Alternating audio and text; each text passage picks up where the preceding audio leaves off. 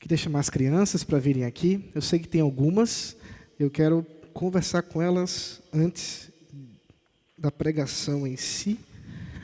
Podem vir aqui, por favor, crianças, todas. Todos os pequenos que o Senhor tem nos dado. E aí, tudo bem com vocês? Tudo certinho? Novo horário do culto, né? E aí, foi fácil ou foi mais difícil vir para a igreja hoje? Mais fácil ou mais difícil? Mais difícil? Mais fácil? Na mesma casa, duas opiniões diferentes. Daniel, depois dá uma olhada nisso aqui. Para você foi mais difícil, né? Por que foi mais difícil? Ah, já entendi o que foi. Estava curtindo, perto do vovô, né? E aí agora teve que... É verdade, mas se fosse mais cedo seria pior. Pensa assim. Deixa eu perguntar uma coisa para vocês aqui. Quem que gosta de hambúrguer? Hambúrguer. Alguém gosta de hambúrguer? Hambúrguer? Hambúrguer com batata frita? E aí? Batata frita, mais ou menos? Gosta bastante? Legal. Sabe que tem pessoas que fazem propagandas de hambúrguer e batata frita por aí. E às vezes a gente vê essas coisas na TV, mas nem tudo que aparece na TV é verdade. Sabia disso? Tem muita coisa estranha que aparece na TV, às vezes também no YouTube, na internet, enfim, essas coisas que vocês acessam, que eu sei que vocês gostam também. E deixa eu falar uma coisa para vocês. Uma dessas mentiras que estão sendo contadas por aí, eu tenho certeza que vocês sabem que é mentira, é que não existe diferença entre menino e menina. E aí? Tem diferença de menino e menina? Sim ou não? Sim? Quando Deus criou, lá no Jardim do Éden, vocês lembram? Quando Deus criou o homem e a mulher, Deus fez homem e mulher diferentes ou iguais? Iguais? Iguais num certo sentido e diferentes em outro, certo? É isso? Porque todos eles são humanos, todo mundo é igualmente imagem de Deus, mas o homem e a mulher têm algumas coisas bem diferentes. Tem coisa que homem gosta e tem coisa que mulher gosta. Não é mesmo? O que vocês acham? Sim ou não? Sim. Tem diferenças entre homem e mulher. E não só isso. Quando Deus criou o homem e a mulher, Ele também criou depois, logo na hora, assim, bem rapidinho, uma coisa chamada casamento. Já ouviram falar disso? Sim? O que é o casamento? O que é casamento?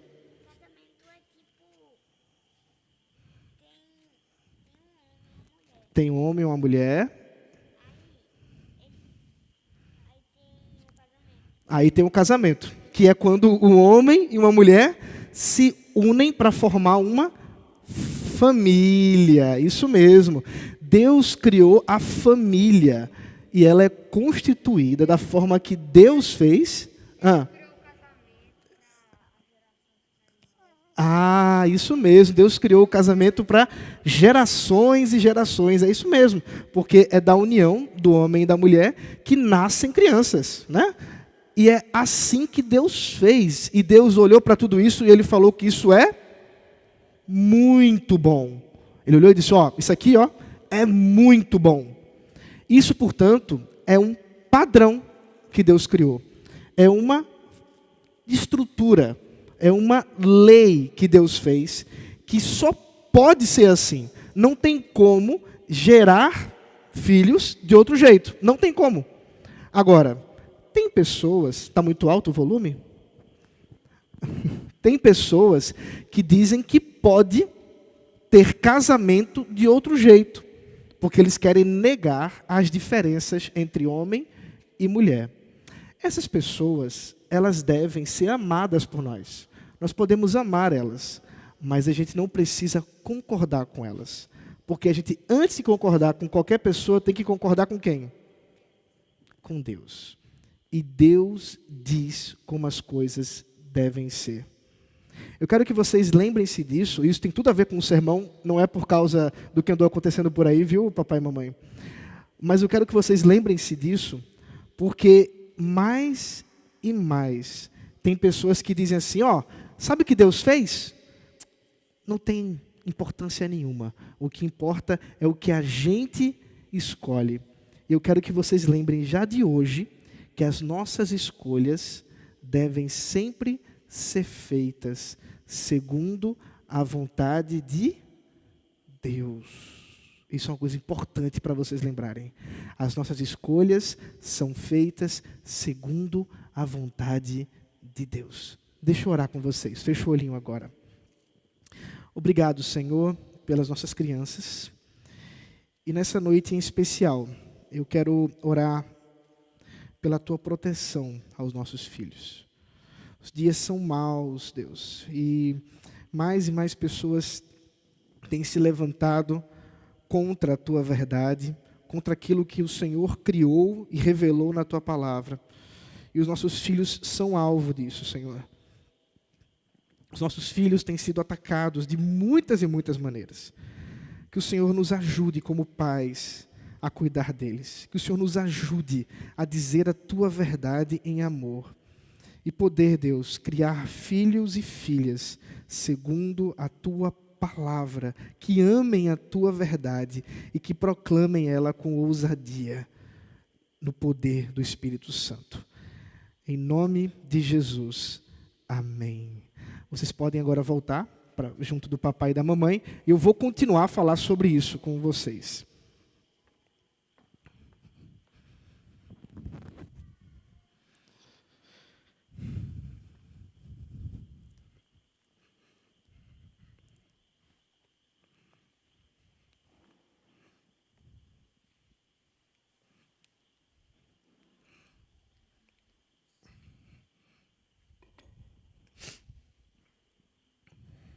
Se alguém puder buscar uma aguinha para mim, por favor. Obrigado.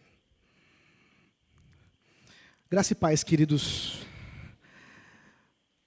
Já ficou tenso o clima, né?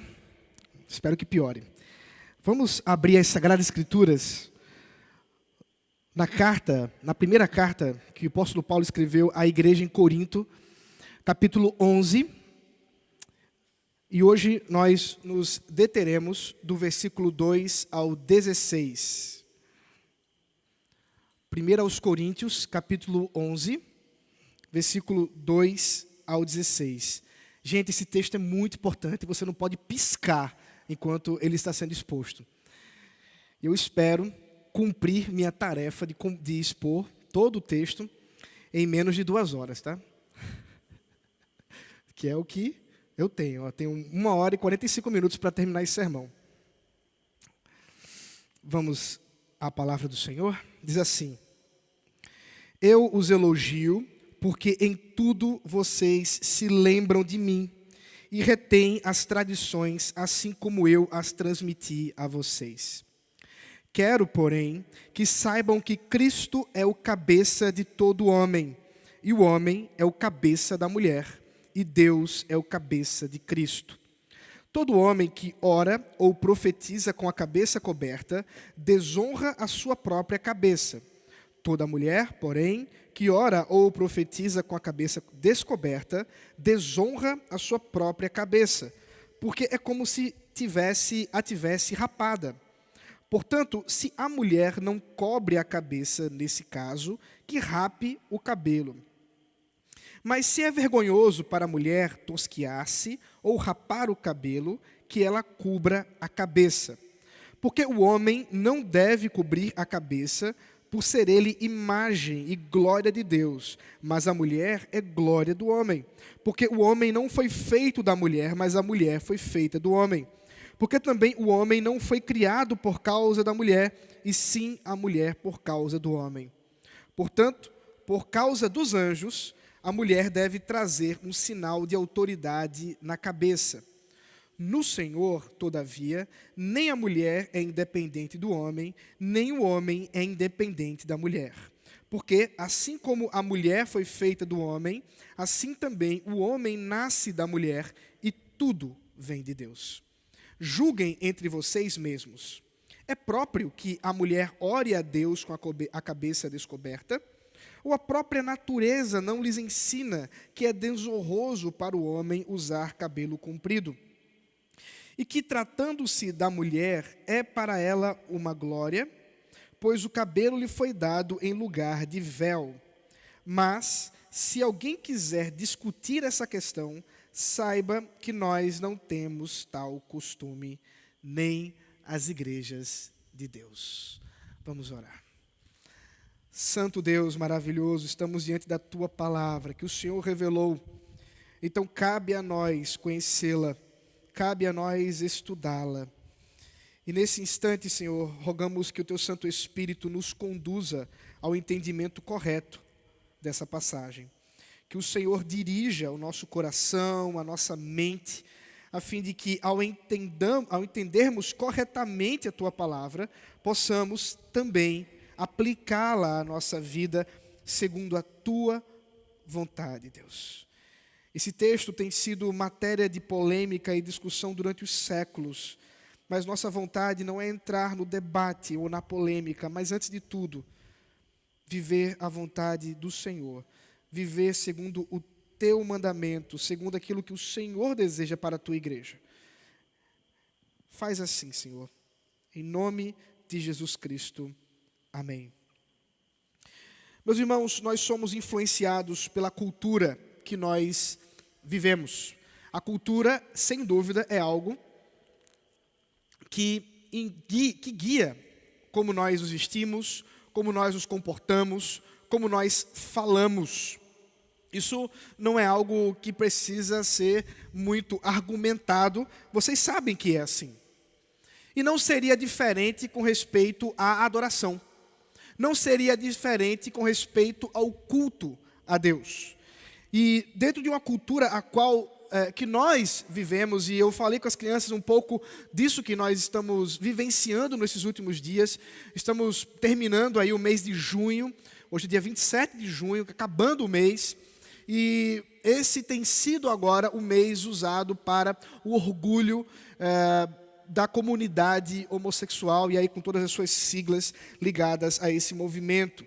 E durante esse tempo que eu estive internado, juntamente com minha mãe, infelizmente ela é um tanto global, por assim dizer, eu fui bombardeado, apesar de usar o fone de ouvido muitas e muitas vezes para tentar fugir disso, com muita coisa da televisão falando sobre esse tema.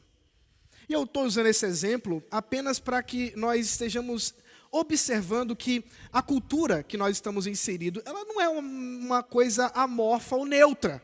Não, ela tem uma agenda.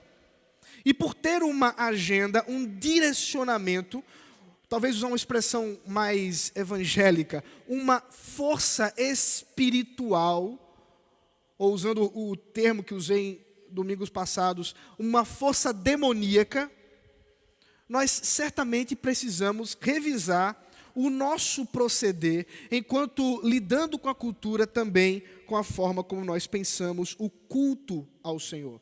Porque vivemos em tempos de relativização, onde tudo deve ser questionado, tudo deve ser relativizado.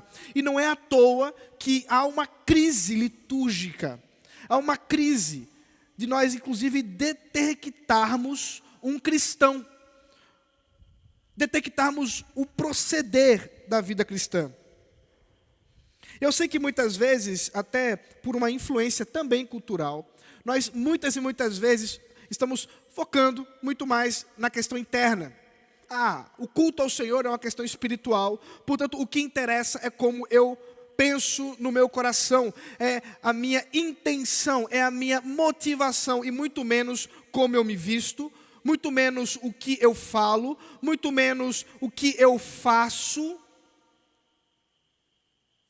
Mas isso, como eu disse, é influência também dessa cultura que é dominada para voltar-se para o eu interior e, portanto, negar questões estruturais, externas e até mesmo da natureza. Mas será que só importa mesmo como eu me sinto? Será que é isso mesmo? Nessa noite nós vamos verificar, como eu disse, esse texto complexo, difícil, onde o apóstolo Paulo escreve à igreja em Corinto. Um tema espinhoso, em que ele passa a discutir o problema da influência da cultura pagã no culto a Deus.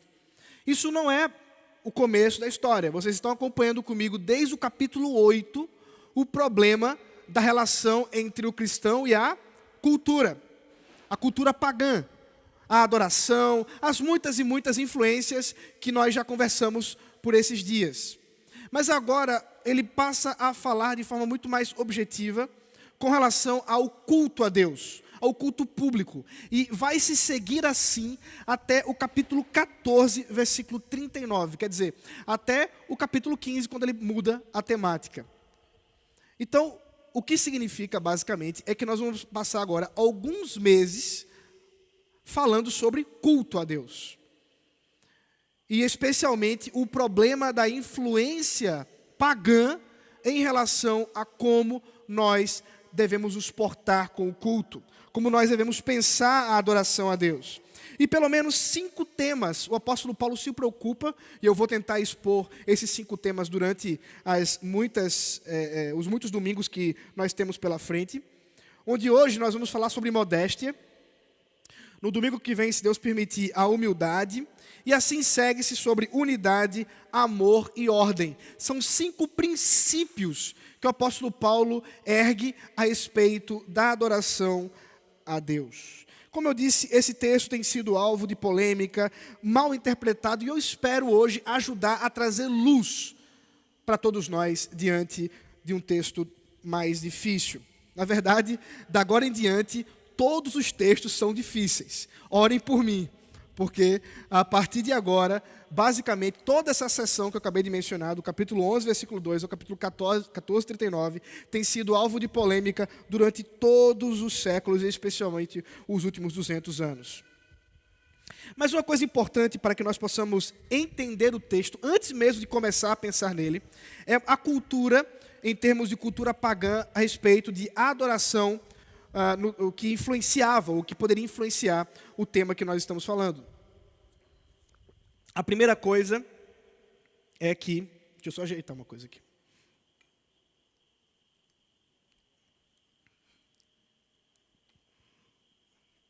Isso não vai estragar o cabo. A primeira coisa que eu quero lembrar a vocês, ou melhor, dizer a vocês, é que a partir do imperador Augusto, preste bem atenção, eu sei que isso é uma questão histórica, mas a gente só pode entender algumas questões desse texto se a gente estiver ciente de um pouco do contexto histórico que estava ali dentro da discussão do apóstolo Paulo, porque não tem jeito, não tem como fugir disso. Como eu disse, não é um texto fácil. Primeira coisa, a partir do imperador Augusto César, esse imperador foi quem passou a autodenominar-se Pontífice Máximo. Deixa eu explicar o que significa isso. Dentro da estrutura político-religiosa do Império Romano, havia aquele que era o sacerdote mais importante daquela cultura, e ele era chamado de Pontífice Máximo, quer dizer, aquele que tem a ponte máxima, a ponte mais importante entre Deus e os homens. A partir de Augusto, ele une essas duas esferas, esses dois ofícios, e passa a dizer que o imperador não só é o poder máximo político, mas ele também é o poder máximo religioso. É isso que vai dar margem para a adoração do imperador. E ele se denominava como a cabeça. Ele se denominava como o cabeça do império, e, portanto, não só em aspectos políticos, mas também em aspectos religiosos. Daí a expressão que foi sendo usada cada vez mais aos imperadores como aqueles que são Kyrios, aqueles que são Senhor. E assim, o grau máximo que um homem, e aí um homem divino, pode alcançar. Em termos de política e marketing, Augusto, para mostrar isso, ordenou que fossem colocadas estátuas dele com o traje de um sacerdote. Esse traje de um sacerdote você pode depois procurar. Ainda existe uma estátua desse tipo de Augusto. Ele está como um sacerdote com o véu sobre a sua cabeça e todo o seu corpo coberto ali por uma toga, por um manto, uma coisa assim, que apontava para esse aspecto religioso e divino do próprio Augusto.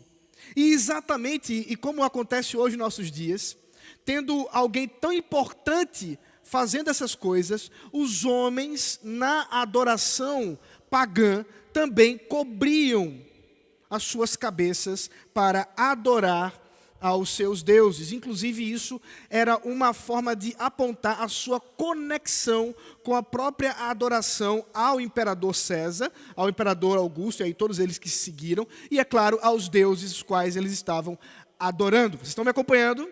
Ok, vamos lá. E a mulher?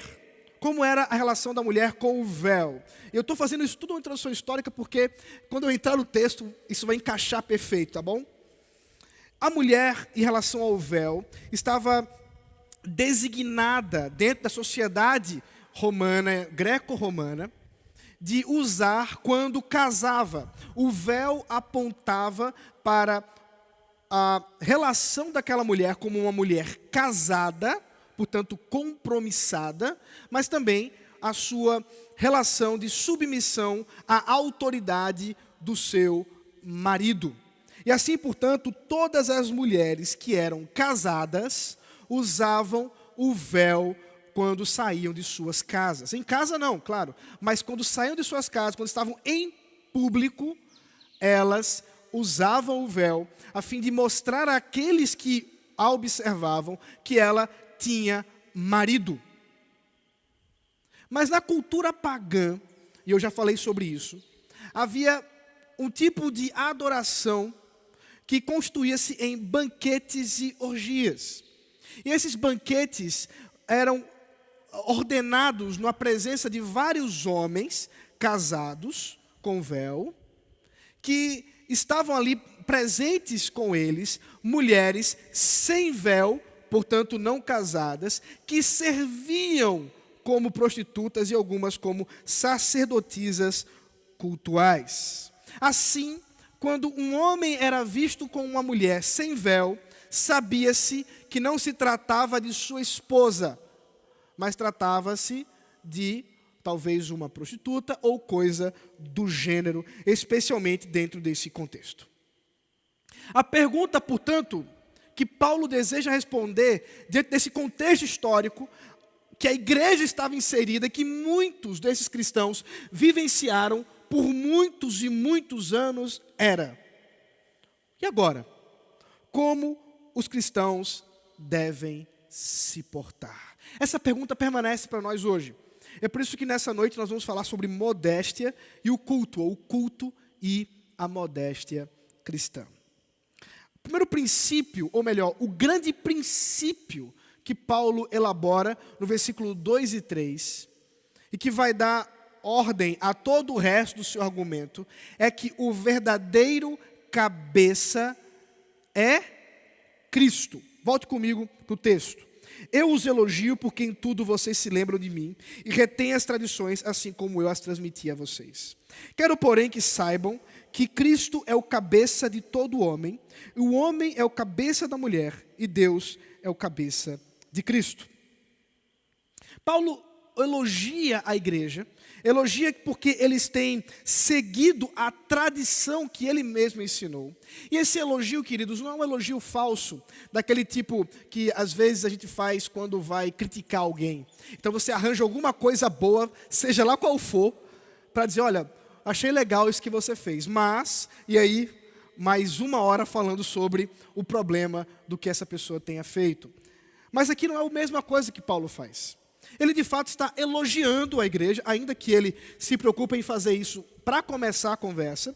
Mas é interessante observar que ele considera que aquela igreja seguia a tradição que ele havia ensinado. Por tradição, entenda, são os ensinos doutrinários apostólicos.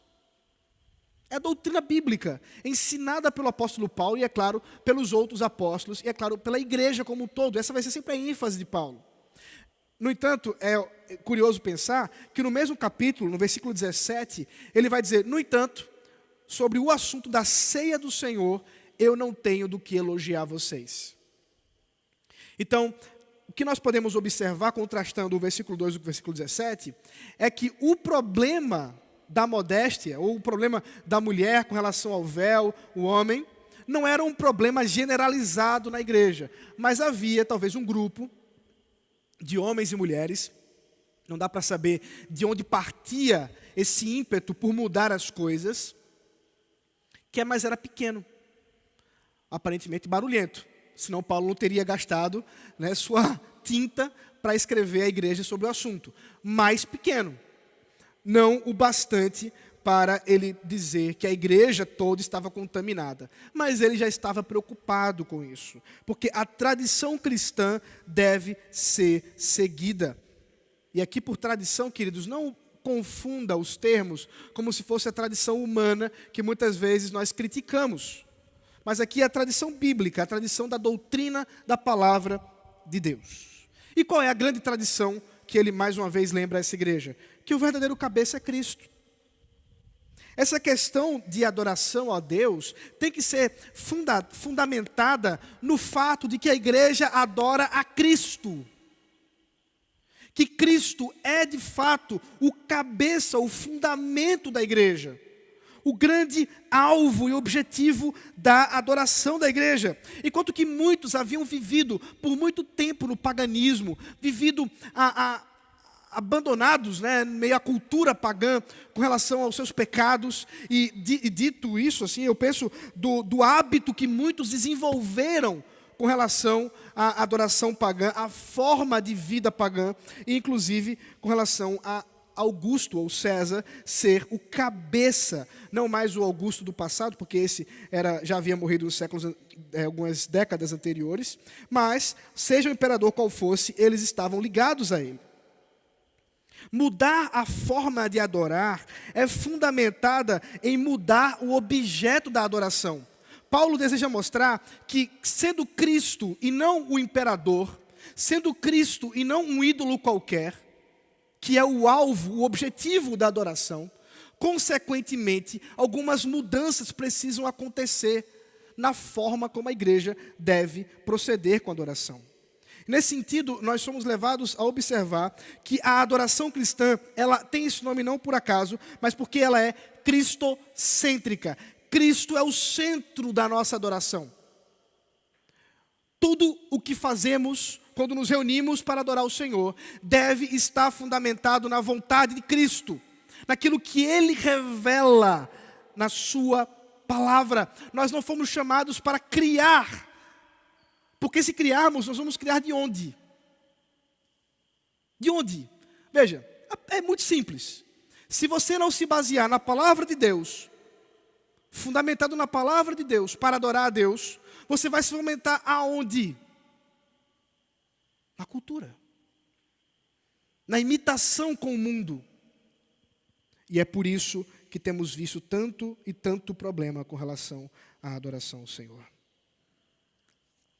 Considerando ser Cristo o cabeça do homem, sendo Cristo a autoridade máxima, o homem deve estar subordinado à honra e adoração a Cristo. E a esposa, diz o texto, e a mulher, melhor dizendo. E o homem é o cabeça da mulher, diz o texto. Como é que nós podemos entender esse texto? A expressão grega usada para homem e mulher aqui pode, eu acredito que deve, ser traduzida como marido e esposa. O texto de modo algum está pressupondo que toda mulher deve ter homem, ou todo homem, como seu cabeça. Mas aqui, de forma muito específica, está falando das mulheres casadas que têm os seus maridos como o seu cabeça. Quer dizer, o princípio que Paulo está observando é que uma vez que o homem marido de sua esposa, tem autoridade sobre ela, ela lhe deve honra e submissão. Paulo está fazendo aqui uma associação entre a submissão que o homem, o marido, deve a Cristo. É claro que em outros momentos ele vai mostrar que a mulher deve submissão a Cristo da mesma forma. E ele não está preocupado com isso, ele só quer mostrar que assim como o homem está submisso à autoridade de Cristo e deve honrá-lo, a esposa da mesma ordem deve fazer isso. Assim, os dois estariam honrando a Cristo através dos seus papéis. Eu vou falar sobre isso mais para frente. E para que não ficasse dúvida, aí ele vai sempre fazer um parênteses sobre isso. Para que não ficasse parecendo, como eu falei para as crianças, que homem e mulher são diferentes no sentido hierárquico. E as crianças perceberam, que interessante ver crianças que já percebem que Deus nos criou iguais e diferentes. Porque esse é o ensino bíblico. Nós somos iguais em dignidade, nós somos iguais como seres criados por Deus à sua imagem e semelhança, mas somos diferentes entre papéis e funções. É por isso que Paulo diz, Deus é o cabeça de Cristo. Ele não tinha nada a ver de ele falar isso agora, porque ele não começou inclusive falando isso. Mas ele deseja mostrar que para que não fique pessoas pensando que por a mulher ter como cabeça Cristo, ela seja inferior, porque Cristo não é inferior ao Pai, mas o Pai é o cabeça de Cristo. E agora? É claro que o que nós estamos observando aqui, e aqui, me desculpe, para fazer um parênteses em teologia sistemática, eu disse a vocês, tem muita coisa aqui, mas nós na teologia sistemática, normalmente falamos assim, existe a trindade no sentido ontológico, quer dizer, a trindade enquanto ser trinitário, enquanto a definição da própria trindade em si mesma, e a trindade no sentido econômico, quer dizer, a trindade enquanto suas funções em relação à criação. Por exemplo, o Pai, o Filho e o Espírito Santo são iguais em força, poder, majestade, dignidade, eternidade, são um só Deus e, portanto, são iguais. Ao mesmo tempo, essa Trindade Santa resolveu relacionar-se com a criação de forma distinta.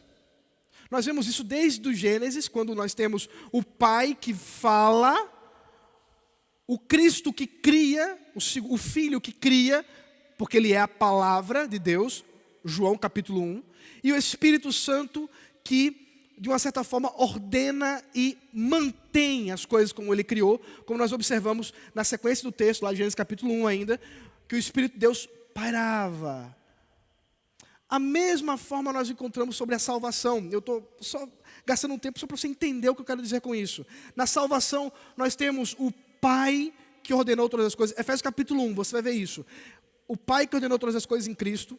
O Filho que executou essa tarefa em si mesmo, encarnando. E o Espírito que aplica essa salvação em nossos corações. De forma que, apesar de eles serem iguais em dignidade, eles são diferentes em funções, em papéis. E Cristo, de forma muito direta, diz isso quando ainda conosco, dizia que Ele veio fazer a vontade do Pai, e não a sua. Assim, o que nós temos aqui no texto, é que da mesma forma, a mulher não está inferior ao homem, por ser ele o cabeça de sua esposa. Antes, os dois em mesma dignidade, mas em papéis, em funções diferentes, que são externalizadas de muitas formas. A cultura pagã negaria isso, mas a igreja de Cristo não nega isso. Há diferença. Não somos todos iguais no mesmo sentido. É por isso, ou fundamentado nesse princípio, que Paulo começa então a mostrar o problema do véu. Versículo 4 ao 6, nós vamos discutir um pouco sobre o traje para a adoração. Veja que Paulo vai falar sobre roupa, tá, gente? Vocês acham que não tem problema com a roupa? Vamos ver aqui. Todo homem que ora ou profetiza com a cabeça coberta, desonra a sua própria cabeça. Toda mulher, porém, que ora ou profetiza com a cabeça descoberta, desonra a sua própria cabeça, porque é como se a tivesse rapada. Paulo, portanto, faz agora a aplicação. E a aplicação é no contexto do culto público. Eu sei que alguns intérpretes, inclusive o próprio São Calvino, né, nosso reformador predileto, ele vai dizer que aqui não é um culto público, aqui era uma reunião menor, mas é muito improvável que ele esteja certo. É mais fácil pensar, porque ele vai falar sobre o culto, todo o resto do texto, até o capítulo 14, como eu já disse, e portanto nós estamos falando de culto público. E esses dois elementos do culto, oração e profecia, resumem bem essa adoração. A oração é o mais fácil. Eu vou me deter a falar sobre profecia mais para frente, mas eu quero só fazer uma simples definição que vou provar para vocês depois. A oração é o louvor, o agradecimento e a súplica que a igreja faz diante do Senhor. Você pode conferir isso no capítulo 14, versículo 15 ao 16, falando sobre oração também. Isso, guiados pelo Espírito Santo, em louvor e glória a Cristo. Homens e mulheres estavam presentes no culto, oravam ao Senhor publicamente. E a profecia? Aqui nós encontramos um detalhe, eu não vou me deter nisso, porque se eu me detiver nisso, eu perco de expor o texto. Porque esse não é o ponto do texto, é só um detalhe. Muitos têm usado esse texto para falar da mulher como pregadora. E eu nego que isso seja possível dentro do texto.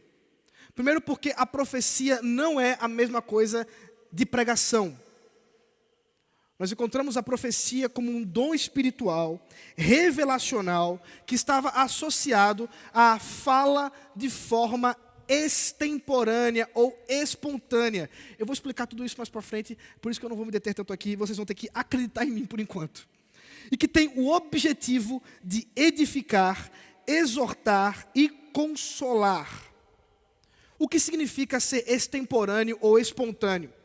Significa que ninguém sabia, até que acontecesse, quando alguém recebia uma revelação da parte de Deus, para anunciar à igreja para edificação, consolo e exortação da igreja, até que acontecesse. Ninguém sabia que isso ia acontecer.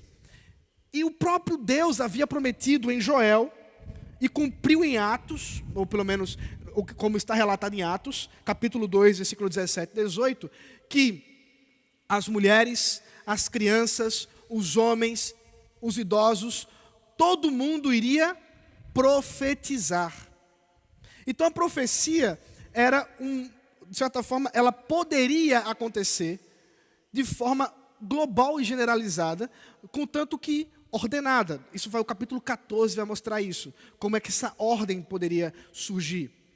Assim, seja homem ou seja mulher, recebendo a revelação da parte de Deus, falava de forma espontânea aquilo que Deus queria que fosse exortado, ensinado e edificado para o seu povo naquele momento. Por que nós não podemos ter isso hoje? Porque não existe mais a revelação de Deus para nós hoje, senão aquela que já foi escriturada e está aqui. Deus não precisa de nos dar novas revelações. Não precisa. Porque Ele já revelou a sua vontade na sua palavra, como aqui está escriturado. De modo que o dom de profecia, e eu vou me deter isso mais para frente, só pode ser pensado hoje se for apenas uma aplicação, exortação e edificação para a igreja daquilo que está escrito na palavra de Deus, e não mais novas revelações. Se não há mais novas revelações, essa questão do culto não surge mais. O que nós temos, portanto, é que homens e mulheres profetizavam nesse tempo, mas isso não acontece mais hoje, isso não é desse jeito mais hoje, por isso que isso não tem nada a ver com pregação, e eu não vou me deter tanto nisso, mas 1 Timóteo capítulo 2 nos mostra o porquê que mulheres não podem ensinar. Você depois pode ler o texto. Voltando para ele. O homem deve ter a cabeça descoberta, diz o texto. Por quê? Como eu disse, o costume pagão era que os homens estivessem com a sua cabeça coberta para fazer os sacrifícios, para participar da adoração pagã. Agora, contra isso, Paulo diz, o homem não deve ter a sua cabeça coberta. Por quê? Porque a cabeça coberta apontaria para a submissão a uma adoração pagã relacionada com o imperador. Mas agora, o homem deveria ter a sua cabeça descoberta para que possa honrar a Cristo e mostrar pela diferença no seu procedimento com o culto, como ele também adora a outra pessoa e é Cristo. Curiosamente, um pouco diferente, as mulheres deveriam ter a sua cabeça coberta. Talvez o problema que está aqui seja que algumas pessoas, sejam homens ou mulheres, estavam dizendo que nós somos todos iguais em Cristo. Gálatas capítulo 3, versículo 28. E aplicando isso, dizendo, se é todo mundo igual, então todo mundo descoberto. Então ninguém precisa usar véu. O princípio é interessante, porque realmente é bíblico isso. Somos todos iguais, em Cristo somos todos iguais, e portanto, a mulher não precisaria usar véu. Por quê? Porque Paulo ordena que as mulheres usem o véu. Perceba que é uma questão cultural muito específica, porque havia uma associação direta entre o costume pagão das mulheres sem marido, da sociedade pagã, com a ausência do véu. E assim, nas reuniões de adoração ao Senhor, reuniões essas que eram nos lares, lembre-se disso, então era na casa dessas mulheres muitas vezes. Elas não usavam véu em casa, por que elas teriam que usar agora? Porque aquele culto que envolvia outras pessoas além das pessoas de sua casa, estavam ali para adorar o Senhor e poderiam ter as suas mentes desvirtuadas, as suas mentes confundidas ao observar que publicamente uma mulher estaria se portando como uma solteira, ou como uma prostituta, ou como Paulo vai dizer, como até mesmo uma adúltera. Porque ele diz, se a mulher quer viver sem véu, que tem a cabeça rapada. Há uma associação direta aqui entre o texto de Números, capítulo 5, versículo 18, que mostra que a mulher adúltera tinha seus cabelos deixados soltos, quer dizer, o véu era retirado dessa mulher casada, e para que fizesse uma investigação pelo Espírito Santo, Números capítulo 5, versículo 18, essa mulher teria seu cabelo ali desvelado, e ela então submeteria-se a uma investigação. Depois você pode ver como é que isso acontecia. E Paulo une o Antigo Testamento com a cultura pagã, que associava o cabelo da mulher como a glória dela, a desonra de ter o seu cabelo rapado, na desonra dela ficar sem véu. Vamos ver que isso está associado à própria glória dessa mulher, à sua própria feminilidade. Em conclusão, o que vemos é que, mesmo nos cultos, nas casas, as mulheres deveriam manter a sua modéstia para honrar os seus maridos. A igualdade em Cristo não nega a diversidade da criação e do próprio casamento. É por isso que ele agora vai dar as razões para isso. Agora ele passa a argumentar com algumas razões, são mais ou menos 4 razões e um parêntese, então são 5, que ele passa a enumerar sobre esse ponto. A primeira razão que a mulher deve observar a modéstia com relação ao seu marido, a honra com relação ao seu marido, simbolizada no véu, é a razão da criação. Versículo 7 diz assim: porque o homem não deve cobrir a cabeça por ser ele imagem e glória de Deus, mas a mulher é glória do homem, porque o homem não foi feito da mulher, mas a mulher foi feita do homem. Porque também o homem não foi criado por causa da mulher, e sim a mulher por causa do homem. Paulo aqui está conectando o ensino a Gênesis capítulo 1 e 2, que nos ensina com clareza que Deus criou o homem primeiro, e depois criou a mulher. Deus criou o homem do pó da terra, e criou a mulher da costela do homem. E na narrativa bíblica, nós observamos que Deus tem por objetivo mostrar a sua glória através da criação e especialmente através do homem. E ele designa uma missão para esse homem, que ele fosse o seu mordomo, que ele fosse o seu representante na criação. E depois ele ordena à mulher, porque ele cria essa mulher dentro desse contexto, como aquela que auxilia o homem. E aqui esse auxiliar de modo algum é uma inferioridade, mas apenas um ordenamento para que essa mulher possa de fato cumprir ou ajudar o homem a cumprir a tarefa de glorificar a Deus. Por isso nós não vamos entender aqui o texto que apenas o homem é a imagem de Deus, mas que sendo o homem a imagem de Deus, a mulher que foi criada a partir dele também o é, mas que por causa da ordem que Deus criou todas as coisas, ele já mostra a autoridade que o homem, o marido, detém sobre a sua esposa e a submissão que ela lhe deve. Esse argumento, perceba que Paulo não está desenvolvendo aqui questões sobre casamento. Ele está pressupondo isso, já que o homem foi criado primeiro, depois a mulher. E isso significa que o homem como cabeça da mulher é a autoridade, e a mulher, tendo o homem por cabeça, é submissa a ele. A mulher deve usar o véu. A mulher deve ser modesta e honrar o seu marido. A segunda razão é mais complicada de todo o texto. É aquela que a gente diz assim, não sei. É o versículo 10. Veja comigo.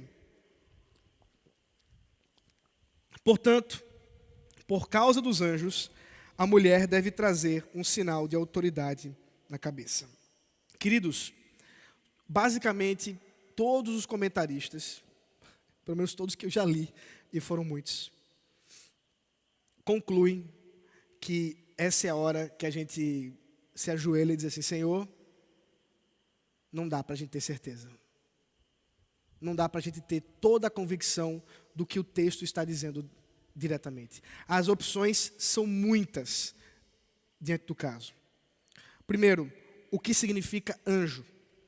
Pode ser um mensageiro, porque é o que significa literalmente um mensageiro, talvez um mensageiro apostólico. O apóstolo Paulo enviava certos mensageiros para que pudesse supervisionar o culto, pode ser. Pode ser que sejam seres espirituais, designados por Deus, chamados de anjos em outros textos bíblicos, inclusive aqui na carta aos Coríntios, em que tem a missão de ministrar, de servir a igreja, e que talvez estivessem ali supervisionando o culto. Nós temos dificuldade de saber quem são o que são esses anjos, e o que eles estão fazendo, e por que, portanto, as mulheres deveriam usar véu por causa deles. É difícil.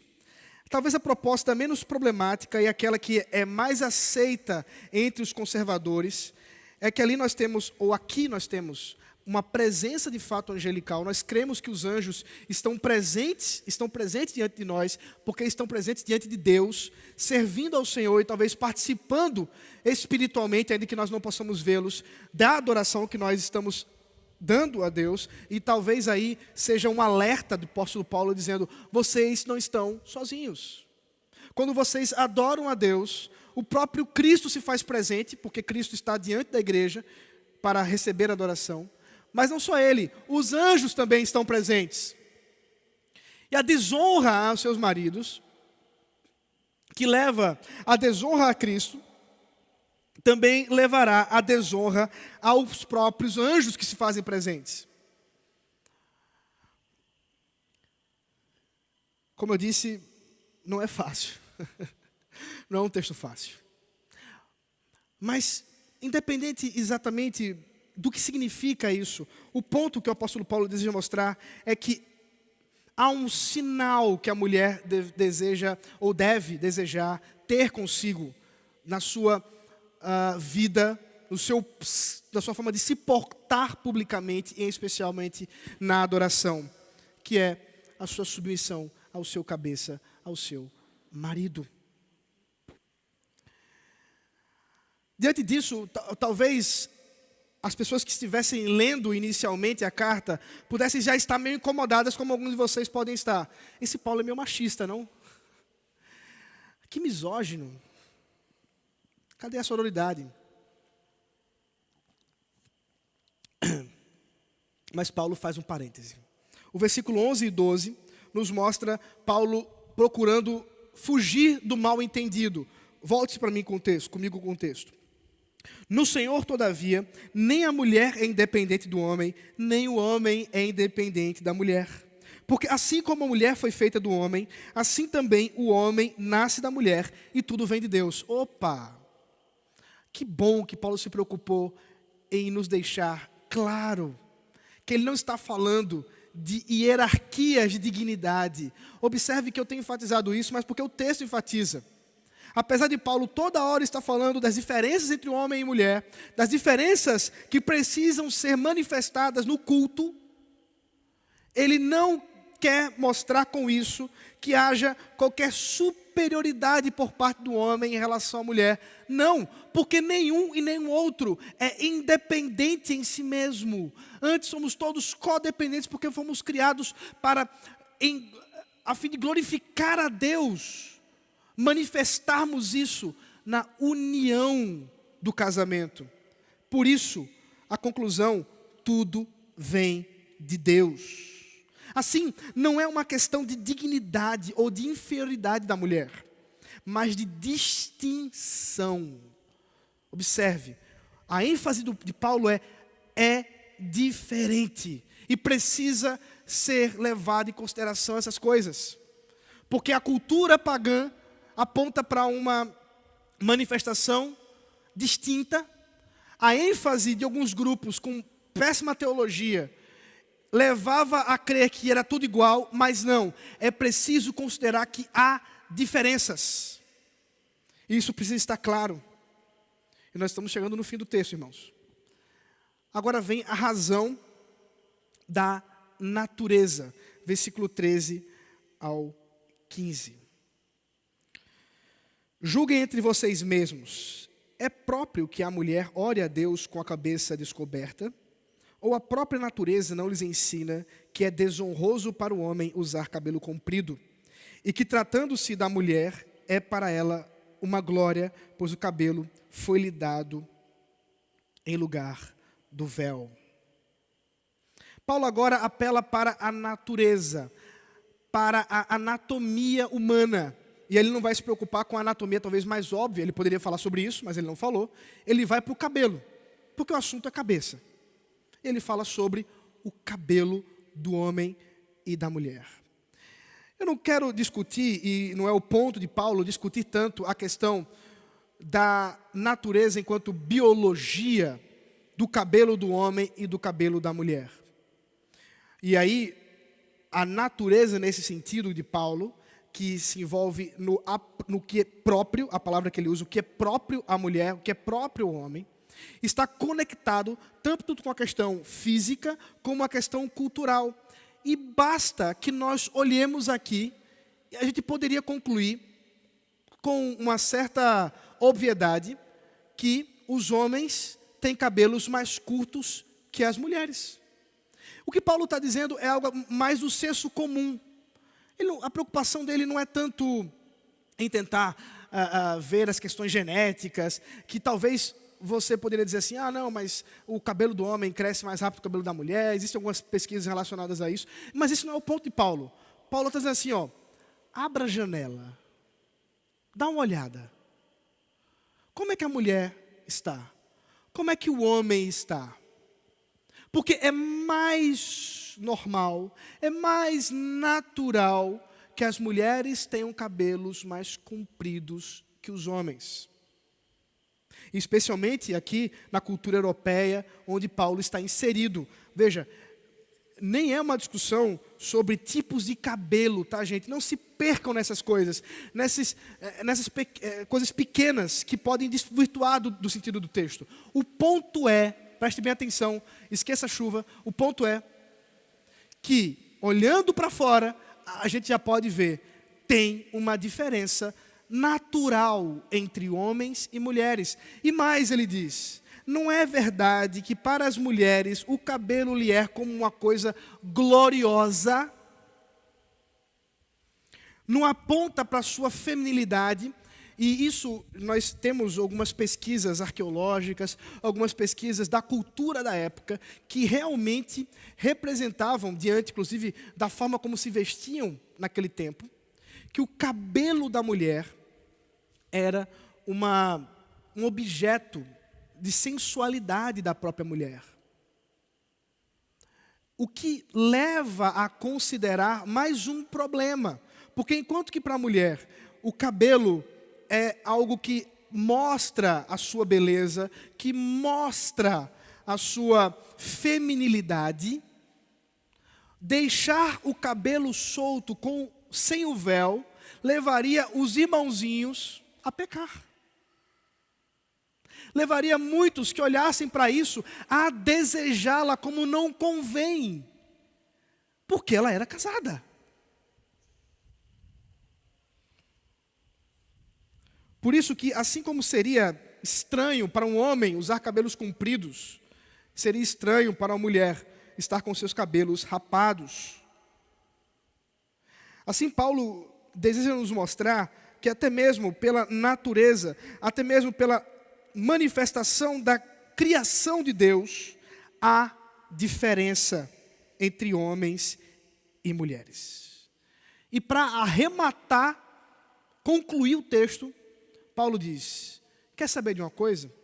Diante de todos esses argumentos, é bom você lembrar que se você não está satisfeito com eles, é assim que a igreja crê. É quase que um argumento de autoridade, um apelo à autoridade. Veja o versículo 16. Mas, se alguém quiser discutir essa questão, saiba que nós não temos tal costume, nem as igrejas de Deus.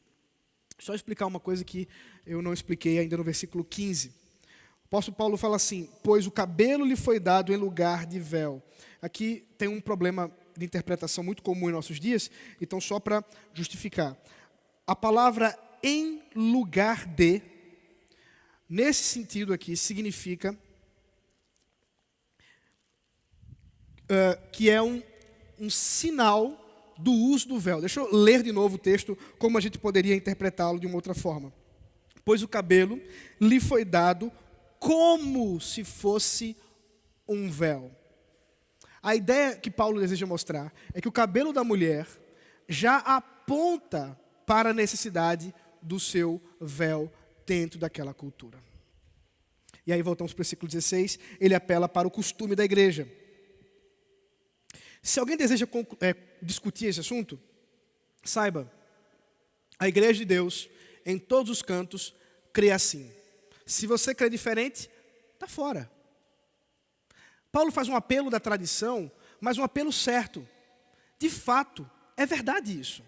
Nós precisamos tomar certos cuidados quando nós dizemos que cremos em certas coisas sobre a doutrina revelada nas Sagradas Escrituras, que não estão fundamentadas pela história da igreja. Como se você, hoje, acordou e disse, Deus me revelou o que não revelou a ninguém durante esses 2000 anos da igreja. Não. Nós cremos na tradição dada por Cristo aos apóstolos, fundamentadas nas Escrituras e que é crido pela igreja, na sua história. Há alguns detalhes, algumas aplicações que certamente nós precisamos avaliar, mas no geral, no todo, devemos nos manter na tradição crida em toda a igreja. Daí a importância de nós crermos naquilo que a igreja crê, de professarmos aquilo que a igreja professa e lembrarmos que o culto a Deus envolve tradição. A gente não foi autorizado para inventar um culto novo a cada século que se passa, não. Nós seguimos a tradição cristã. Meus irmãos, Que bom que vocês aguentaram até agora. Eu quero aplicar esse texto, porque eu só expliquei ele. Eu vou tentar mostrar algumas aplicações, e eu me preocupei de fato em explicá-lo, sem me deter em aplicar tudo, a fim de que nós não nos perdêssemos no argumento de Paulo. O grande problema, como eu já disse, é a modéstia no culto. É como nós devemos nos portar, homens e mulheres, ao adorar a Deus diante da influência da cultura que nós estamos inseridos. Tendo Cristo como o nosso objeto de adoração, podemos ter a certeza que devemos pautar nossas decisões sobre o que fazemos, o que falamos, o que vestimos, segundo a vontade de Deus e não segundo a criatividade humana. Nesse sentido, portanto, precisamos primeiro reconhecer quem adoramos, quando adoramos. Isso é um princípio básico. A gente precisa lembrar que nós estamos adorando a Cristo quando nos reunimos. É Cristo. Cristo que deve ser exaltado.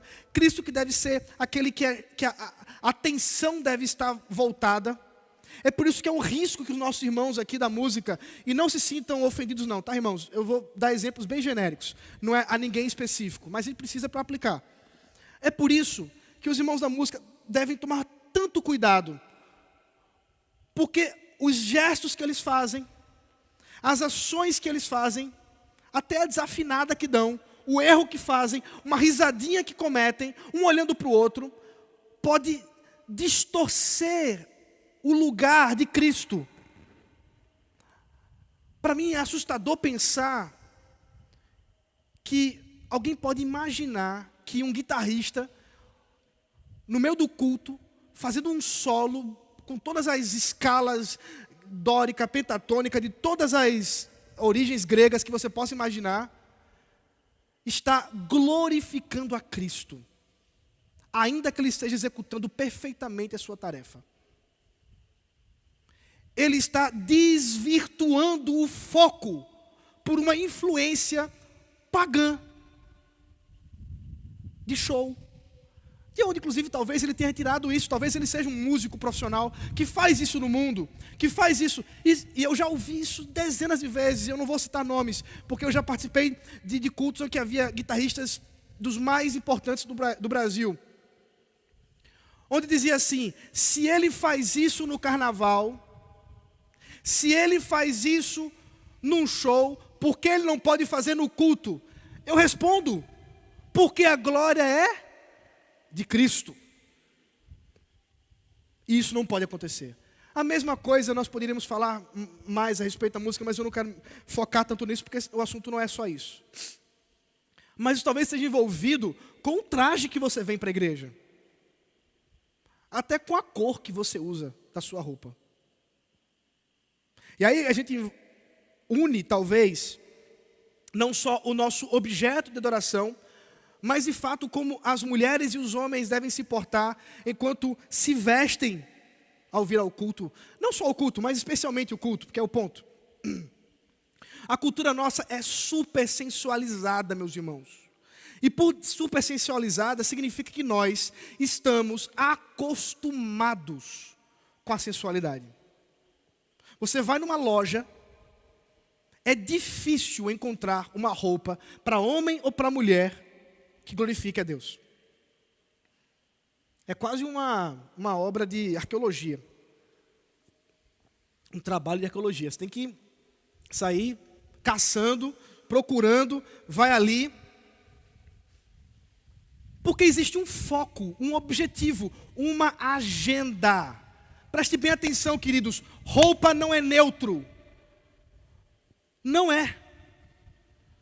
Você, querida mulher, querida irmã no Senhor Jesus Cristo, você precisa olhar no espelho e dizer: eu estou glorificando a Deus com o que eu estou vestindo. Eu estou glorificando e honrando, glorificando não tanto, mas honrando é a melhor palavra, honrando ao meu marido com o que eu estou vestindo. Os maridos, os homens, também devem se questionar sobre isso. E eu sei que é cringe, mas tem homens que ainda usam essas calças skinny. Já ouviu falar disso aí? É aquela que você perde a circulação, né? Eu não sei como é que o cara consegue colocar aquilo ali, mas ele consegue. Homens e mulheres marcando o corpo, roupas curtas. Um tempos atrás, eu me recordo, já estou na igreja há um tempo, hoje faço 34 anos. Nunca saí da vida eclesiástica. Sempre estive envolvido com a igreja. Então já vi de muitas coisas. Eu sei que outros já viram, eu sei que vocês já viram mais. Vocês são mais velhos que eu, sou muito novo, muito jovem. Estou ainda na juventude, mas deixa eu voltar aqui o ponto. Minhas crises ficam para mim. E eu já vi algumas modas que foram inseridas na igreja. Os shortinhos, irmãs que vinham com shorts acima do joelho. E por que elas estavam fazendo isso? Porque tinha uma mulher na novela que era um personagem importante que fazia a mesma coisa. E para que você quer mostrar suas pernas na igreja? Qual é o objetivo? Pense um pouco sobre isso. Aí teve depois aquela cultura mais ridícula que essa, que é a do bolso para fora. Que é absurdo. Se você usa, minha irmã, me perdoe. É a coisa mais feia que eu já vi na minha vida. Quer dizer, eu já vi coisa pior. Mas isso é uma das coisas mais feias que eu já vi na minha vida. E você olhar a novela, tem lá alguém da novela que está fazendo isso. Porque nós somos influenciados por essa cultura. E você se deixa levar porque você acha tudo normal. E o que Paulo está dizendo, e o Espírito Santo nos fala hoje, é que não tem nada normal para um cristão. Precisamos julgar, filtrar, pensar, cuidado com a forma como você se porta. Existe sim uma diferença entre homem e mulher. Existe uma forma que o homem anda, existe uma forma que a mulher anda. Eu sei que isso muitas vezes gera muito problema, muita dificuldade. Mas queridos, se nós não estabelecemos as diferenças, se nós nos perdermos na relativização da nossa sociedade, e eu sei que tem crente, pai e mãe, que começa a incutir nos filhos, dizendo assim, não tem brinquedo para homem e para menina, não tem problema nenhum que o menino fique brincando de boneca, qual o problema? Eu lhe digo o problema. Quando ele for para a escola, quem vai estar brincando de boneca são as meninas. E não são a elas que ele deve se pautar. O problema, queridos, não está na coisa em si. A gente precisa olhar da forma maior, mais problemática das coisas. De modo que nós não podemos negar a distinção entre homens e mulheres. Isso tem que estar presente na igreja, até mesmo na forma como nós adoramos ao Senhor.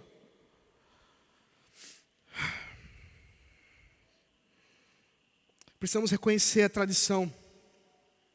Muita coisa poderia ser dita ainda, mas eu já vou com 1 hora de sermão. E eu preciso parar. Muita coisa ainda poderia ser dita sobre isso, sobre a importância da tradição da igreja para o culto ao Senhor, com o cuidado que devemos ter. Eu vou mencionar apenas uma coisa, que para mim é muito valiosa, e que talvez vocês nem tenham percebido. No prelúdio de hoje de noite, nós cantamos uma música, Salmo 2, segundo a melodia de Genebra. Século XVI, essa música. Século XVI, é a melodia do século XVI. Mas esse cântico ao Senhor foi cantado pela igreja do Senhor Jesus Cristo, que foi levada pelo ímpeto missionário, saindo da França por causa de perseguições, vieram à Baía de Guanabara, onde ali iniciaram um trabalho de evangelização. Nesse trabalho de evangelização, eles fizeram o primeiro culto a Deus das Américas, Norte, Sul, Central, qualquer uma das Américas, o primeiro culto protestante, quer dizer, que foi ordenado, foi designado pela igreja evangélica, protestante, reformada, foi ali na Baía de Guanabara, e esses irmãos cantaram o Salmo 2 na melodia de Genebra. Cantaram em francês, nós cantamos em português. E sabe o que é maravilhoso? É que hoje, 400 anos depois, quase 500 anos depois, quase 500 anos mesmo, nós estamos cantando a mesma música. Aqueles irmãos foram mortos. Logo em seguida, passaram-se, depois você pode procurar sobre isso, eu não vou me deter na parte histórica, mas você pode procurar sobre isso. A tragédia de Guanabara, quando aqueles irmãos foram condenados por crerem fielmente na palavra do Senhor. Alguns foram afogados, outros conseguiram fugir ou sobreviveram, e outro ainda foi martirizado porque se escondeu entre os índios, era missionário entre os índios, a mando do padre Anchieta. Esses irmãos honraram ao Senhor, e nós, pela mesma fé, pela mesma tradição, pela mesma doutrina, continuamos a adorar a Deus. Isso não significa que nossos cânticos devem ser do século XVI, mas eu quero que você entenda que há um simbolismo, especialmente porque o Salmo 2 é Cristo sendo designado como Rei Messias, que olha para os reis desse mundo. E hoje nós estamos voltando ao culto num horário normal, um horário dentro dessa nossa estrutura normal, segundo o decreto do governo. Mas precisamos lembrar que é Cristo que é o nosso Rei, não é Paulo Câmara. Isso, o Salmo 2 nos lembra disso. E o Salmo 2, cantado na melodia de Genebra, nos lembra isso ainda mais forte, porque esses homens levaram isso de forma até a morte. E precisamos ser lembrados da nossa resistência na palavra de Deus. Meu irmão e minha irmã, desculpe tomar tanto tempo seu, mas eu espero que isso tenha abençoado você. Me desculpe essa pregação tão longa, mas eu espero que tenha abençoado você. Eu espero que você possa refletir sobre como você vai agradar a Deus, lembrando-se que tudo que fazemos no culto, tudo que fazemos fora também, mas especialmente no culto, tem que agradar ao Senhor, tem que exaltar a Cristo, e nós precisamos consultar aquilo que fazemos e como somos motivados. Que o Senhor nos abençoe diante do seu ensino e da sua palavra. Vamos orar. Deus maravilhoso, nós te louvamos, ó Pai. Te exaltamos, porque Cristo é adorado entre nós. Nós te louvamos, Senhor, porque podemos meditar na Tua palavra e sermos ensinados nela. Assunto tão sério, ainda que difícil, ó Deus, de ser dito nos nossos dias, mas que precisa ser dito, especialmente nessa última semana, nesse último mês. Ó Senhor, dá-nos a força, a resistência, como os irmãos fizeram, como os nossos irmãos dos primeiros séculos fizeram, que foram fiéis a Ti, Senhor, até a morte, não permitindo que a influência da cultura demoníaca, pagã, o espírito da época, designasse a forma que nós adoramos a Ti, Senhor. Sim, como nós nos portamos, como nós falamos, como nós nos vestimos, como nós lidamos com o nosso marido, como nós lidamos com a nossa esposa, tem tudo a ver com o Senhor, tem tudo a ver com Cristo adorado. E nós não podemos chegar aqui, Senhor, sem estarmos de fato comprometidos com a modéstia, comprometidos, Senhor, com um coração humilde e humilhado diante de Ti. Humilha-nos, Pai, para a Tua glória. Eleva, Senhor, o Teu nome à frente do nosso. Que seja o Senhor a ser glorificado somente, ó Pai. Que a Tua honra e a Tua glória se manifestem entre nós sempre. Em nome de Jesus Cristo. Amém.